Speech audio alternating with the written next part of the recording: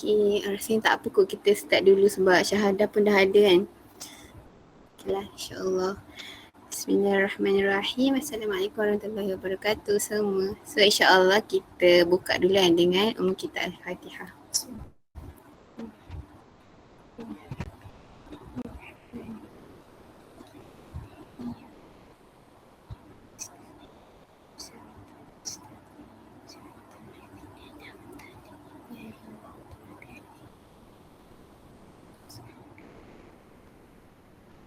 Alhamdulillah kita dapat kumpul malam ni kan. Dan insyaAllah sesamalah kita betulkan niat kita untuk kita tuition bahan ni bukanlah hanya untuk niat nak nanti bahan ni nak bagi adik kan, tapi untuk tambah kefahaman kita sendirilah untuk kita amalkan insyaAllah kan. Moga Allah reda insyaAllah. So Kak terus start share lah, share slide. Okay. Suara jelas ke ada echo? Jelas. Okay. Jelas. Barakallahu fiik. Okay.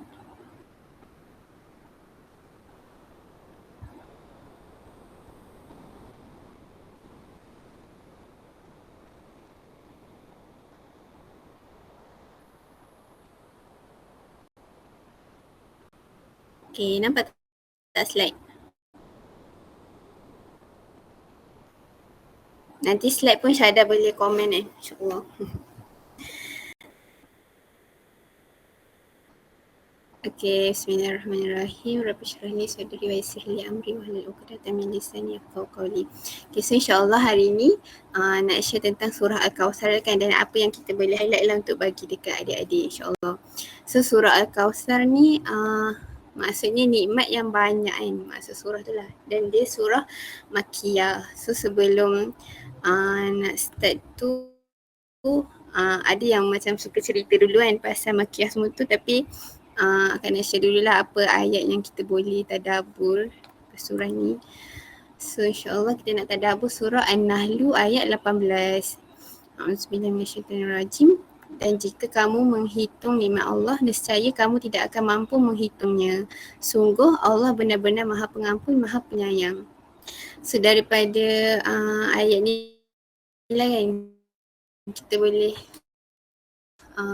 ajar kan. Jadi kalau macam selalu kita akan buat aktiviti dengan adik-adik tu, bolehlah kita buat aktiviti listkan nikmat lah. Maksudnya sebab kat sini Allah kata kan, dan jika kamu menghitung, nescaya kamu akan tidak mampu menghitungnya. Dan surah Al-Kawthar ni menceritakan nikmat yang sangat banyak.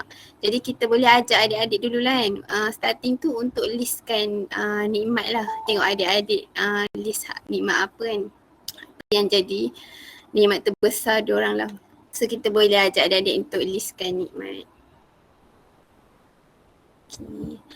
Lepas tu dan bila kita dah list nikmat tu, bolehlah kita masuk asbab nuzul kan. So kita ceritalah macam apa, bila kita dah listkan nikmat tu macam kita boleh tanya adik-adik. Okay, so macam surah Al-Kawthar ni turun bila macam mana? Macam kita boleh cerita asbab nuzul ini, macam kita start dulu dengan nak link daripada aktiviti tu tadi sebenarnya. Nanti macam tak reti pula. So dari aktiviti tu kita dah listkan nikmat kan. So kita boleh cakap lah ke adik-adik yang macam okay, so Allah suruh kita ingat nikmat yang banyak ni kan. Tapi macam kalau kat sendirilah kita akan fikir kita nak ingat nikmat-nikmat tu bila nak ingat nikmat tu bila kita macam dapat nikmat yang, maksudnya kita dapat satu benda yang menggembirakan kita kan, dapat nikmat yang kita nampak, so kita macam gembira kan. Tapi asbab nuzul ni sangat unexpected lah. Maksudnya Allah mengingatkan kita tentang nikmat yang banyak ni bila diuji. So kita ceritalah asbab nuzul ni kan. So surah Al-Kawthar ni surah Makiyah. So kita macam ajak adik-adik sama-sama membayangkan kan suasana zaman Mekah tu. Jadi waktu tu Nabi sangat diujilah dengan tekanan-tekanan emosi kan. Sebabnya waktu tu sangat banyak kecaman-kecaman kan, dari Abu Jahal, Abu Lahab, dari Al-As kan, ayah Amru bin Al-As tu, semuanya macam sangat mengecam Nabi. Jadinya macam surah ni turun sebagai penghibur Nabi SAW lah. Maksudnya Nabi tengah stres kan dengan kecaman, dengan penolakan tu. Akhirnya Allah menghiburkan hati Nabi dengan turunnya ayat ni dan mengingatkan tentang nikmat-nikmat. So macam kita boleh ajak adik-adik sama-sama amalkan macam tu lah. Maksudnya bila kita diuji lah, lagi-lagi kita kena ingat nikmat-nikmat yang kita ada. So macam macam mana Allah menghiburkan hati Rasulullah SAW, macam tu jugalah kita nak hiburkan hati kita kan, dengan mengingati nikmat-nikmat yang banyak tu. Okay, lepas tu so ayat 1 sebenarnya, inna a'toina kal kausar, sesungguhnya kami telah mengurniakan kepadamu wahai Muhammad nikmat yang banyak di dunia dan di akhirat. So macam al-kausar kat sini nikmat yang sangat banyak lah. Jadi kalau macam banyak dalam bahasa Arab kan, kasuran, kasur, kasir, aksar. So macam semua tu dah banyak dah. Macam kalau superlatif tu kan, big, bigger, biggest kan. So macam aksar tu dah sangat banyak, tapi kausar ni lagi banyak daripada aksar tu kan. So nikmat yang sangat banyak dan tak putus-putus. Itulah beza dia bukan setakat sangat banyak tapi tak putus-putus kan. Jadinya kita sama-sama fikirkanlah apa maksud kausar ni, macam maksudnya apa nikmat yang tak putus-putus ni kan. So kita share lah maksud kausar ni, apa nikmat-nikmat yang banyak untuk Nabi SAW. So macam macam Al-Kausar ni kita boleh first kita cakap dulu macam ada salah satu makna dia juga dalam based on hadis tu, yang Al-Kausar ni satu sungai kan, sungai untuk umat baginda SAW. Maksudnya dekat syurga nantilah insyaAllah kan. Maksudnya umat baginda boleh minum daripada telaga Kausar ni, ataupun ada kata sungai, ada kata macam kolam kan. Tapi tu salah satu maksud lah, dan maksud-maksud lain tu lah nikmat yang banyak tadilah. So macam nikmat yang banyak tu apa kan. So kalau kita tengok dalam tafsir Fizilal, nikmat yang banyak tu nikmat nubuah kan. Maksudnya nikmat kenabian tu. Jadi macam sangat besar lah nikmat kan yang Rasulullah SAW dapat bila dapat kerasulan tu kan. Maksudnya dapat wahyu dari Allah SWT kan. Lepas tu dapat jumpa Allah. So macam tu lah nikmat yang sangat besar. Dan lepas tu nikmat apa lagi? Nikmat Al-Quran. Nikmat Al-Quran yang sangat besar lah kan. So nanti kita akan panjangkan lagi lah nikmat Al-Quran tu bila nak cerita tentang nikmat yang kita dapat. Okay, lepas tu itulah macam antara nikmat yang boleh highlight lah kan. Lepas tu kita tanya pula adik-adik lah apa nikmat yang kita dapat pula kan. So samalah macam Quran yang Nabi SAW dapat tu dapat diteruskan kat kita lah kan.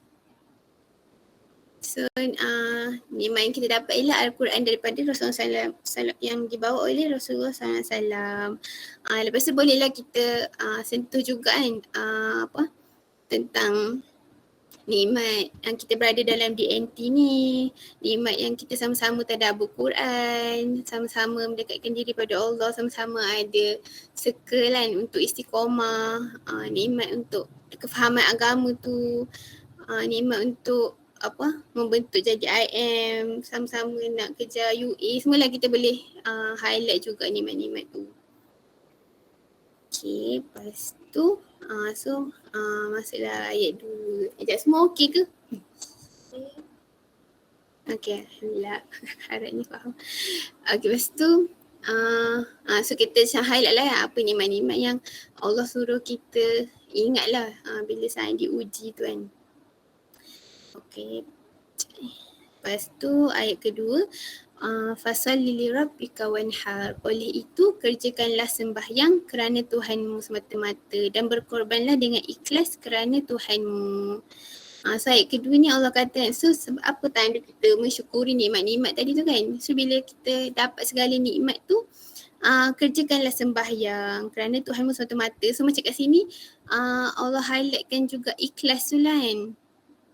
Ikhlas dalam beribadah tu. Ikhlas dalam korban. So macam ada tafsiran yang ayat ni tentang korban kan. Korban yang tak lama lagi lah kita akan sambut kan hari korban tu. Maksudnya korban dan solat hari raya. Tapi tu maksud yang macam sempit sikit lah kan. Kalau maksud yang luas lagi ialah semua amal ibadat kita lah, termasuklah korban, solat semua tu ikhlas mata-mata kerana Allah. So macam tema untuk ayat 2 ni keikhlasan tu lah, keikhlasan dalam amal ibadat dan kejelasan tujuan tu kan yang kita buat tu memang kerana Allah tu lah kiranya. So kita cakap fasalli li rabbika, dia ada li rabbika tu yang kerana Tuhanmu semata-mata. Okay, lepas tu itulah, so tu ayat tema 2. So macam mana kita gunakan nikmat tu lah kan, dan macam mana kita maksud mensyukuri nikmat tu. Bukanlah macam mensyukuri tu hanya sebut Alhamdulillah kat mulut je kan, tapi akan terlahirlah daripada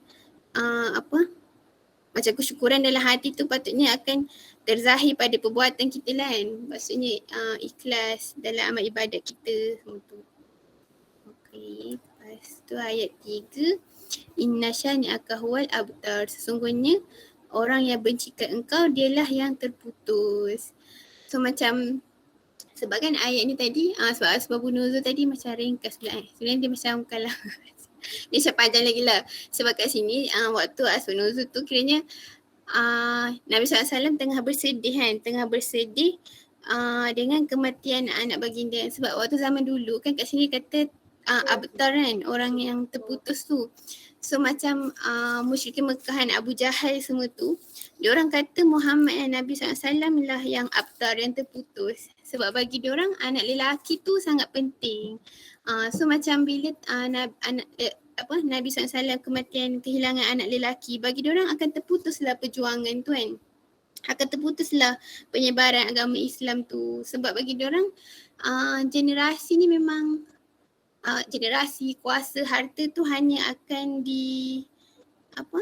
inherit akan diwarisi oleh anak lelaki kan. Jadinya bila tak ada anak lelaki bagi orang habislah, akan terputus kan. Tapi kat sini Allah jawab sesungguhnya orang yang bencikan engkau tu lah yang terputus.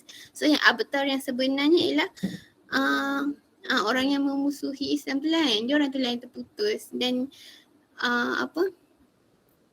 maksudnya nikmat yang takkan terputus pada Nabi SAW tu juga ialah nikmat Islam ni lah yang tak terputus sampai sekarang kan. Nikmat yang maksudnya kita relate balik apa yang kita tengah buat lah. Bila kita meneruskan perjuangan Nabi, itulah antara nikmat yang tak terputus tu. Itulah nikmat yang Nabi dapat dan nikmat kita jugalah maksudnya. Dia macam semoga kita ni pun jadi antara nikmat yang dimaksudkan tu, iaitu kita lah yang meneruskan perjuangan Rasulullah SAW. Itulah kita nak relate. Itulah nikmat yang takkan terputus.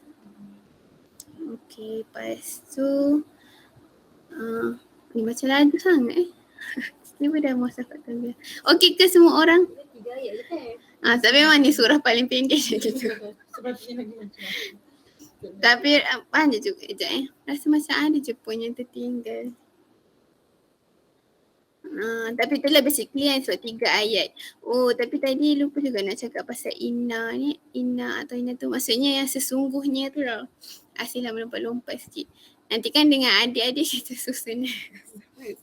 So macam sesungguhnya tu Allah guna kat sini sesungguhnya kami. So kalau kita tengok macam kadang-kadang Allah akan guna sesungguhnya aku kan. Contohnya macam ayat Al-Baqarah tu kan 186 tu yang fa inni qarib kan, sesungguhnya aku dekat. So macam kadang-kadang Allah guna aku, lagi-lagi bila nak tunjuk macam kedekatan macam tu kan. Tapi kat sini sesungguhnya kami, so Allah nak cakap kebesaran Allah tu kan, kebesaran Allah dalam memberikan segala nikmat yang kita dapat lah. Tu point yang tercicir. Okay, nanti kan insyaAllah syahadah akan tambah-tambah kan. So kita masuk muasafat tarbiyah yang kita boleh highlight daripada surah ni. Yang sebenarnya semua muasafat tarbiyah pun boleh je relate dengan surah ni kan. Tapi bolehlah pilih mana-mana yang kita nak highlight untuk adik. Macam hari tu ke minggu tu kan. Macam contohnya ibadah yang sahih, sebabnya tadilah kan kita ibadah tu Memang kerana Allah fasalli li rabbika wanhar tu. So memang kena ikhlas 100% kerana Allah. Ataupun kita boleh juga cakap pasal menjaga masa ke, sebabnya kat sini kan kita cakap nikmat-nikmat kan. So kita kenalah gunakan nikmat tu sebaiknya. So macam nak gunakan nikmat sebaiknya tu pun maksudnya dengan menjaga masa, melawan nafsu kan. Maksudnya tak gunakan nikmat tu ke arah perkara yang Allah tak suka. Macam tu lah. Dan boleh highlight jugalah daripada aktiviti yang adik listkan tu, apa nikmat terbesar tu iman dan Islam tu balik lah, dan nikmat DNT semua ni. Okay, tu je kot.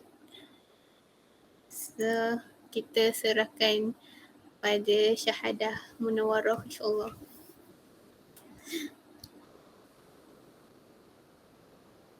Kenapa Munawarah? Tak tahu yang dekat apa? Bukan nama saya tu. Siapa nama Kak Diba hantar ke nama syahadah, dia tulis syahadah Munawarah. Kak cakap, oh ni nama panjang syahadah. Soal I lama. Sekali dengan Kak Diba dulu. Oh, Masya Allah. Tu ingat ke nama ni syahadah Aku macam tak pernah tahu pula nama syahadah panjang lagi. Okay, baru tafadhol. Mantap dah. Assalamualaikum warahmatullahi wabarakatuh. Perkenalkan diri dulu kan. Ramai rupanya, ingat ke Hana seorang ni?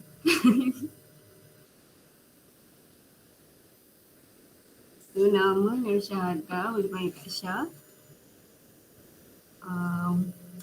Sekarang lokaliti Penang. Tapi orang orang Kelantan. Ramai aku kat Kelantan sini syahadah. Dalam ni. Dia akan campur. Tak pernah jumpa pun walaupun orang Kelantan. Selalu kalau balik cuti sekolah tak ada orang. So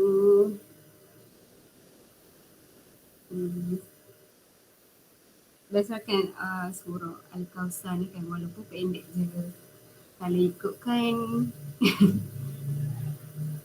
walaupun surah ni pendek 3 ayat je, tapi banyaklah benda yang kita boleh nak tekankan ni.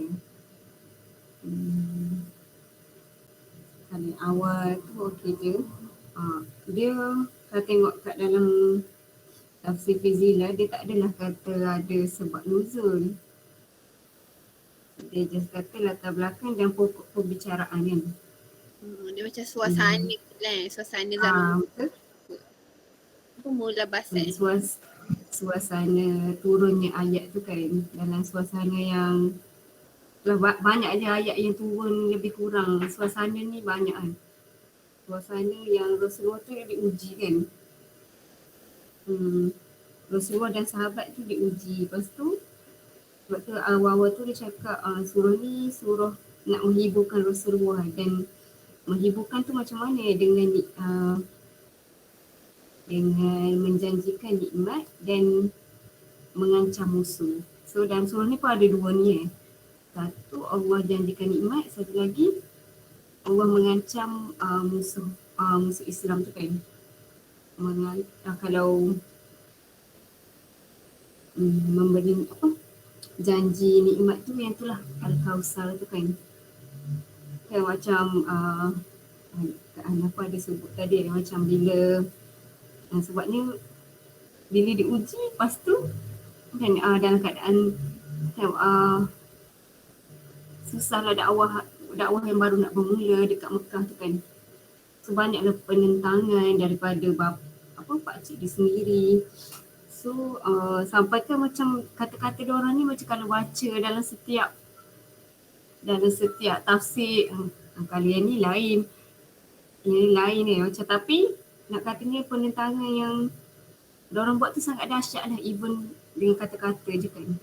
Kalau ni kalau surah Kawthar ni dia menghina Rasulullah lah kan. Sebabnya Rasulullah ni memang diuji dengan tak ada anak lelaki kan. Semua anak lelaki Rasulullah seorang-seorang meninggal kan. So benda sensitif macam tu lah yang dia orang sentuh kan. Dia kata takkan bertahan lama pun dakwah Rasulullah ni kan. Mana ada penyambung. Itulah tu dia cakap bentuk Rasulullah ni. Kan selalu kan macam sebab tu ada orang kan macam mementingkan keturunan anak lelaki tu kan sebab sebagai penyambung keturunan kan. Contoh kalau dakwah Rasulullah ni dia ingatkan nanti Rasulullah tak ada penyambung kan. Tak ada anak pun nak sambung. Kalau contoh kalau ada orang mungkin kalau perniagaan ke apa-apa anak dia lah kan yang akan diwariskan kan. So dia fikir benda yang sama juga dengan dakwah Islam ni kan. Tapi tak macam tu lah kan. Kalau kita tengok dakwah Islam ni salah satu nikmat yang paling besar adalah yang dia cakap dekat sampai sekarang kan. Walaupun memang tak ada pun anak Rasulullah yang menyampaikan tapi tak apa, tapi banyak yang Rasulullah bina tu lah kan. Anak binaan ni macam anak binaan Rasulullah tu ramai yang dengan adanya diorang tu lah yang menyampaikan dakwah tu sampai sekarang. So tu pun nikmat-nikmat yang Allah ingatkan juga lah pada Rasulullah ni. Lepas tu kalau tengok bila diorang sentuh isu-isu sensitif macam tu, dia kata mungkinlah benda tu Rasulullah pun manusia juga kan. Satu benda Rasulullah pun manusia yang sama lah kan macam Rasulullah pun ada perasaan sedih, ada perasaan duka cita. Dia cakap tergores kan bila dia sentuh, bila diuji macam tu. So yang menjadi penenang dan yang memujuk Rasulullah tu dah ayat-ayat Allah lah. Walaupun kita tengok macam ayat ni macam sikit je, macam dalam solat ni ayat-ayat pilihan juga so pendek. Tapi sangat itulah kan, sangat besarlah bagi Rasulullah sampai boleh nak menggembirakan dan menghiburkan balik Rasulullah. Dan bila kan kadang kita kalau terdistract dengan perasaan kan, sedih ke apa, so diingatkan balik tentang nikmat-nikmat yang banyak ni. Pas kalau kita pun sama lah kan, macam kadang-kadang sedih sikit je. Kalau kita sedih sikit je tapi nikmat yang Allah bagi sangat banyak. Benda yang banyak tu lah yang kita kena ingat kan. Kalau Rasulullah ni ada uji pun banyak kan. Tapi Allah cover balik juga dengan ingatlah nikmat-nikmat yang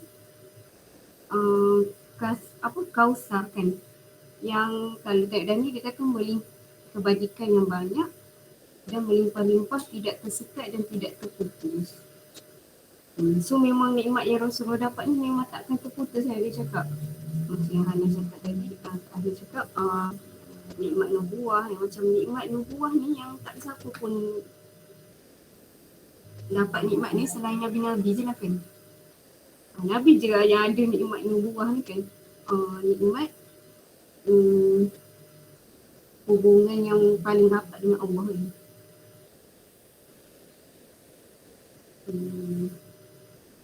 Kalau kita nak kaitkan dengan adik-adik kan, mungkin nikmat mengenal Islam mengenal Rasulullah kan. Orang yang paling rapat dengan Allah ni. Lepas tu nikmat nak mengikut jalan Rasulullah. Benda tu nikmat kan. Kalau kita tak tahu tujuan hidup tak tahu, tak dapat nikmat tarbiyah ni, kita tak kisah kan, macam teruskan je lah hidup macam biasa kan. Macam kalau ikut Rasulullah tu just ikut sunnah je kan, macam makan makanan sunnah ke, pakaian sunnah ke. Tapi dengan nikmat tarbiyah ni kita tahu bukan setakat tu lah kan, seluruh kehidupan kita kena ikut macam mana yang Rasulullah ajar tu lah kan dalam kehidupan. So tu nikmat nubuah kan, disebabkan nikmat nubuah yang diberi pada Rasulullah, kita pun dapat manfaat kan. Kita ni sebenarnya ada 3 Rasul yang kita kena ikut kan. Bayangkan kalau tak ada Rasul kan, kalau tak ada Nabi, tak ada Rasul yang Allah utuskan, sangat susah kita nak beramal dengan Al-Quran ni. Tak tahulah nak buat macam mana sebab tu lah adanya sirah, sunnah tu kan. So tu pun satu nikmat lah. Bolehlah sebab memang surah ni surah nikmat kan. So memang mungkin kita boleh fokus jugalah dengan detail juga nikmat-nikmat tu. Tapi contoh-contoh yang dekat dengan adik nikmat Al-Quran, diutuskan Rasulullah tu untuk menyampaikan Al-Quran.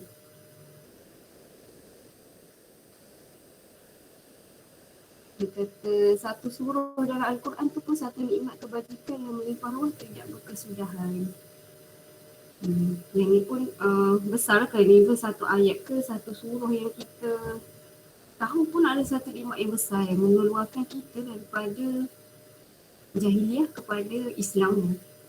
Daripada kita tak tahu kita Islam, kita boleh tahu dan merasai nikmatnya Islam dengan ayat Quran. Adik-adik baru misalnya kan macam dia sangat tersentuh je dengan Al-Quran ni. Macam satu ayat tadabbur pun dah macam bestnya kenapa saya tak tahu ke. Tak tahu lagi awal ke. Lepas tu bolehlah kalau nak pergi satu-satu yang nikmat-nikmat lain lagi. Banyak lagi kan.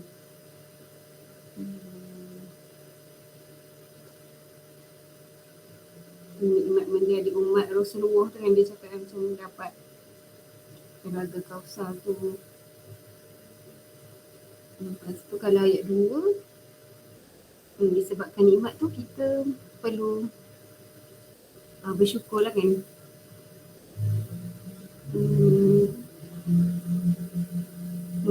Supaya mensyukuri nikmat itu dengan kewajipannya yang pertama, iaitu kewajipan berikhlas dan memusatkan hati kepada Allah dalam soal ibadah. Ini yang telah dengan banyaknya nikmat tu, kita sepatutnya jadi orang yang bersyukur lah. Dia ada kaitkan juga dengan berkorban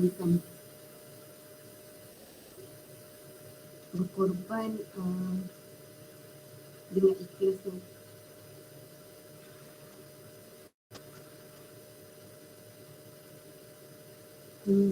So ni pun poin besar jugalah yang sebabnya dia kata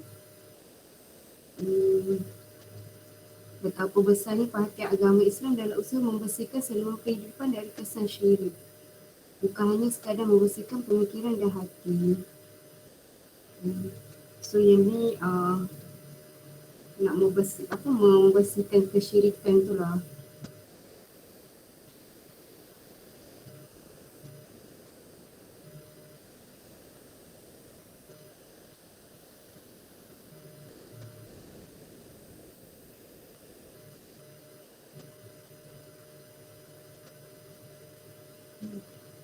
Sebab waktu ni kan diorang pun ada je berkorban kan. Tapi diorang memang buat untuk menyembelih korban tu bukan untuk beribadah pada Allah, tapi untuk kesyirikan tu lah kan. Ibadah korban ni memang ada dari dulu lagi kan. So diorang tu salah lah, diorang bagi binatang sembelihan tu pada bahala-bahala kan. So benda tu lah Allah nak bersihkan ni. Ni memang benda-benda yang dekat lah dengan masyarakat Arab waktu tu. Jika solat dan berkorban dengan ikhlas kerana Tuhan ni. Kan macam tak perlu pun ada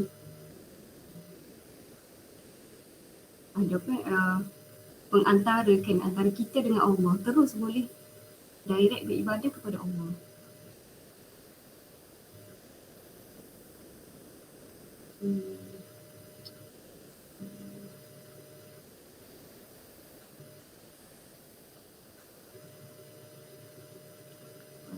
Tu ayat 3.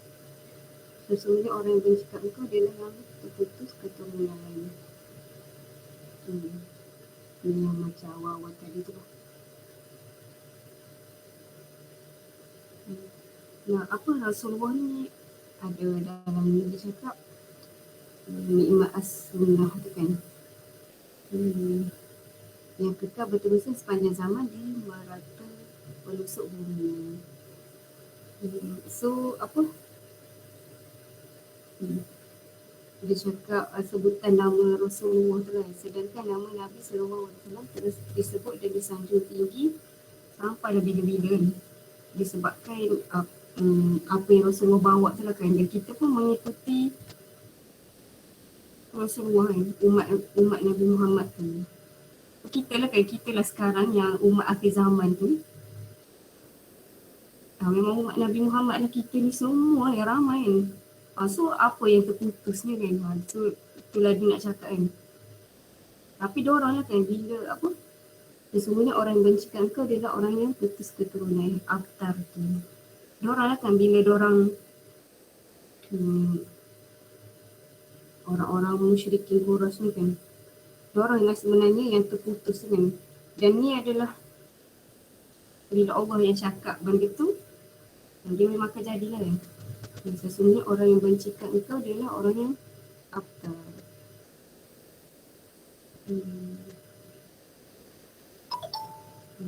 Sebab dia kata sebutan nama mereka telah terputus. Macam semualah nama-nama diorang dah tak ada lah kan. Kita pun ingat diorang pun sebab kejahatan kan.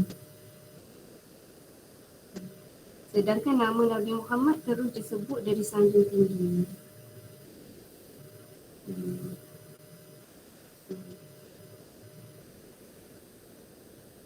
Dia cakaplah keimanan, kebenaran dan kebajikan tidak mungkin terputus. Yang terputus ialah kekufuran, kebatilan dan kejahatan. Musuh-musuh Rasulullah tidak meninggalkan apa-apa kesan tu. So dia cakaplah kan sebabnya orang memang buat benda-benda yang jahat kan. So adakah benda tu yang akan meninggalkan kesan kan, walaupun anak keturunan yang ramai.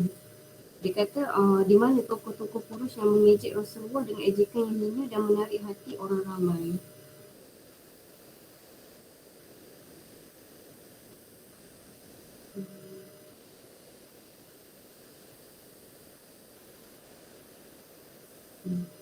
So musuh-musuh Rasulullah ni tak meninggalkan apa-apa kesan lah kan, walaupun diingatkan macam dengan diorang buat penghinaan, ejekan tu akan memberhentikan dakwah ni. Tapi selagi mana adanya, kan dia kata dakwah dan pendakwahan, tak akan terputuskan dakwah Islam ni selagi mana ada dakwah dan pendakwah tu.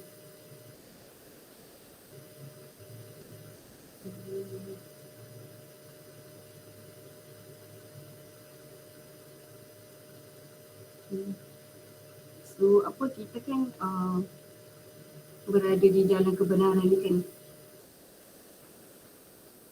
Walaupun apa, susah ke, walaupun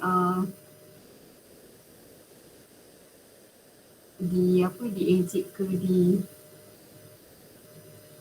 dibuat apa-apa lagi lah. Kalau tengok sekarang, kalau kita tengok macam yang berkuasa siapa yang jahiliah tu, kalau kita tengok yang memegang kuasa sekarang jahiliah tu. Kita pun, tapi kita kena yakin yang kan, kita pun tahu yang macam kebenaran tu dia tak akan hilang kan.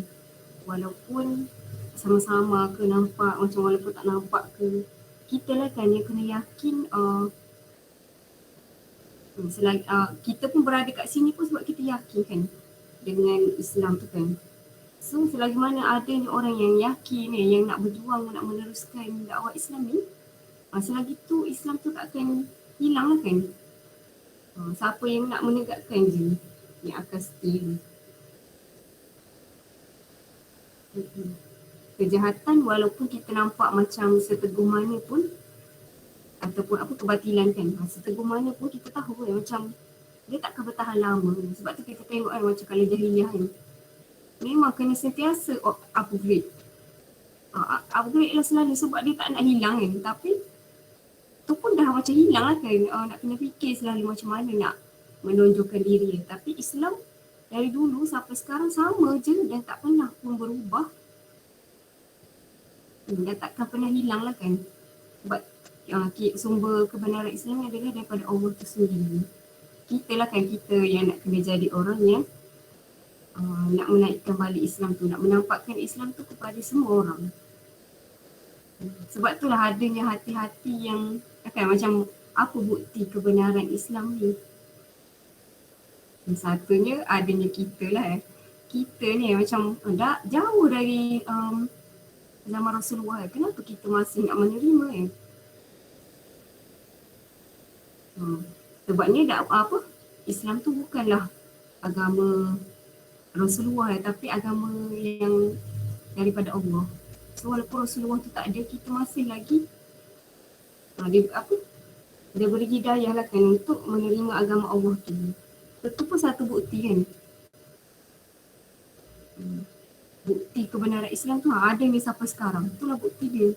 Kalau kebatilan, dia akan berubah-ubah, dia akan bertukar-tukar, dia akan sentiasa upgrade kan. Tu bukti macam diorang tu lemah lah sebenarnya. Sentiasa nak kena fikirkan macam mana nak stay. Kalau Islam selagi mana kita hidup dengan Islam tu, akan adalah Islam tu. Selagi mana adanya pendakwah dan da'i, selagi itulah Islam tak akan kekal. Itulah yang kita tengah buat sekarang. So takkan terputus lah kan Islam ni, takkan terputus walaupun tak ada keturunan darah ni.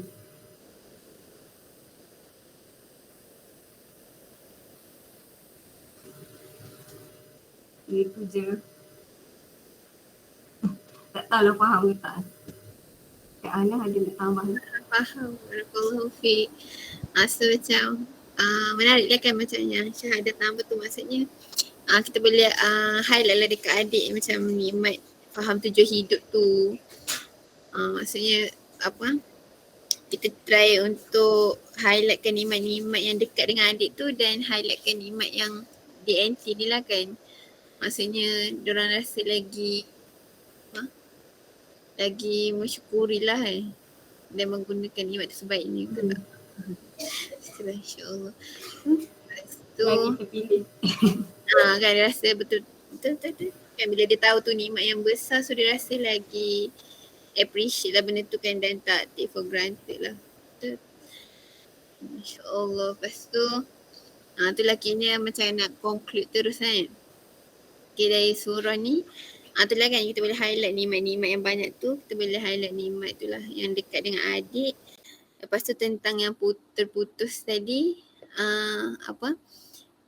itulah kan maksudnya moga kita jadi sebahagian daripada nikmat tu lah. Maksudnya macam dakwah tu lah, kiranya pahala yang berterusan tu kan, pahala yang berterusan dan dakwah yang berterusan tu, dia macam pahala tu satu poin lain.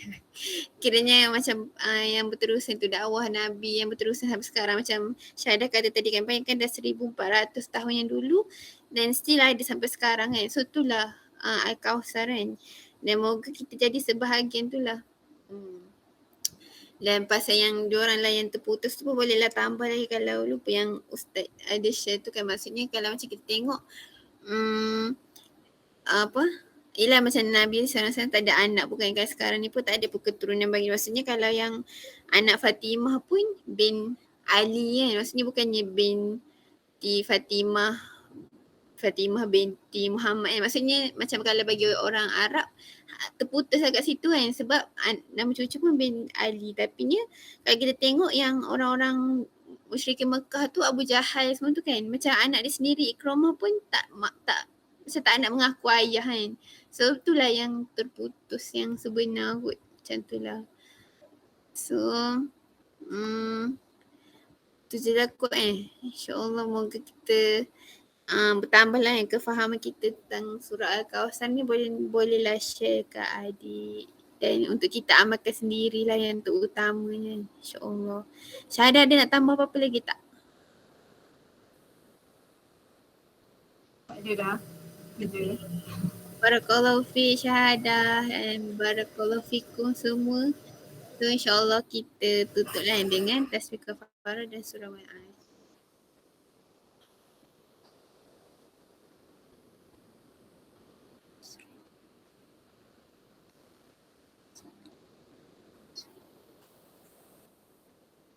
Afiqi. Barakallahu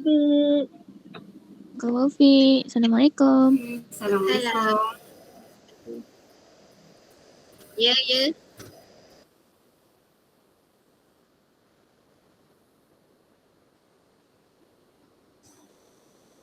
dia terputus. Kiranya betul kan? Kira sebab tu kita cakap yang memang terputus tu dia orang. Ke tak highlight macam tu tadi ya?